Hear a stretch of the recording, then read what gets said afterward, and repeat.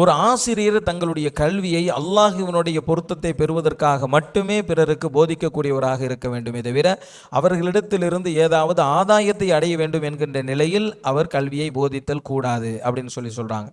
அவர்களிடத்திலிருந்து நன்றி விசுவாசத்தை ஆசிரியர் எதிர்பார்த்தல் என்பது கூடாது. ஒருவர் தன்னுடைய நிலத்தை இன்னொருவரிடத்தில் கொடுத்து இதை பயிரிட்டுக் கொள்ளுங்கள், பலன் பெற்றுக் கொள்ளுங்கள் என்று சொன்னால், யார் பயிரிட்டு அதன் மூலமாக பலனடைந்து கொள்கிறாரோ அவர்தான் நிலத்தை ஒப்படைத்தவரிடத்தில் நன்றி உணர்வோடு இருக்க வேண்டும். அந்த மாதிரி ஆசிரியர்கள் தான் மாணவர்களிடத்தில் நன்றி விசுவாசத்தோடு இருக்க வேண்டுமே தவிர மாணவர்களிடத்தில் நன்றி விசுவாசத்தை எதிர்பார்ப்பது என்பது ஆசிரியருக்கு கூடாது, அது சரியானதும் அல்ல அப்படின்னு சொல்றாங்க. கல்வியை போதிப்பதன் மூலமாகவே நீங்கள் நற்கூலியை பெறுகிறீர்கள். பொதுவாக கல்வி கற்றுக் கொடுக்கக்கூடியவர் தான் கல்வி கற்கக்கூடியவரை விட அதிகமான நற்கூலியை பெறக்கூடியவராக இருக்கிறார்.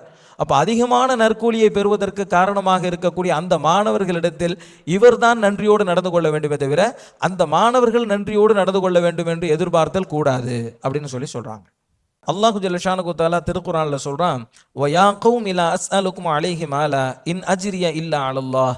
ஓ கூட்டத்தார்களே, உங்களிடத்தில் நான் எந்த செல்வத்தையும் நான் எதிர்பார்க்கவில்லை, நான் அல்லாஹ்விடத்தில் தான் கூலியை எதிர்பார்க்கிறேன் என்பதாக எல்லா நபிமார்களும் அவர்களுடைய சமூகத்தார்கள்ட்ட சொன்னாங்க.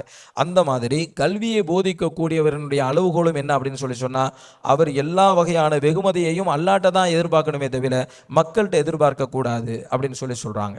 கல்வியை கொண்டு ஏன் செல்வத்தை எதிர்பார்க்க கூடாது அப்படின்னு சொன்னா, செல்வம் உடலுக்கு சேவை செய்கிறது, உடல் ஆன்மாவிற்கு சேவை செய்கிறது. ஆன்மாவிற்கு கண்ணியம் தரக்கூடிய அந்த கல்வியை செல்வத்தை பெறுவதற்காக வேண்டி பயன்படுத்துவது என்பது செருப்பை தன்னுடைய முகத்தால் துடைத்து சுத்தம் செய்வதை போன்று அப்படின்னு இமாம் அவங்க சொல்றாங்க.